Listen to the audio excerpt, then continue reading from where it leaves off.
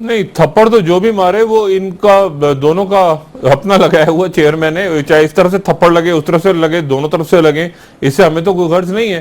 دوسری بات یہ ہے کہ کرپشن نہیں ہوئی تو مجھے بتائیے منظور قادر کاکا کون ہے؟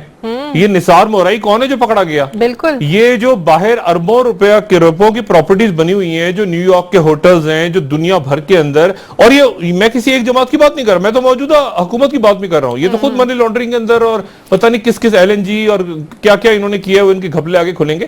بات ساری یہ ہے کہ وزیر اعظم، ابھی بات کی ظفر لالے صاحب نے، وزیر اعظم جو تھے ان کی، وہ تو خود بھی کرپشن چلے انہوں نے کی ہوگی، مگر وہ تو انگوٹھا لگاتے تھے، ان کی تو وہی حیثیت تھی جو سائیں قائم علی شاہ صاحب کی حیثیت ہے کہ انگوٹھے وہ سائن کر دیتے ہیں، فیصلے تو کوئی اور کرتا ہے۔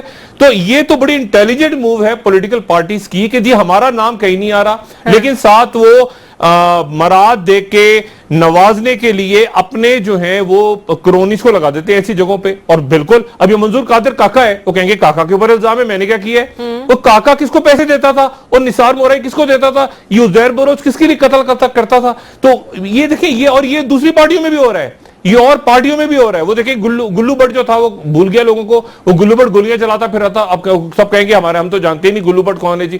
بات یہ ہے کہ یہ فرنٹ مین آگے رکھے ہوئے ہیں، وہ پھنستے ہیں۔ لیکن آئی جی سندھ کے ساتھ کیا ہوا ہے؟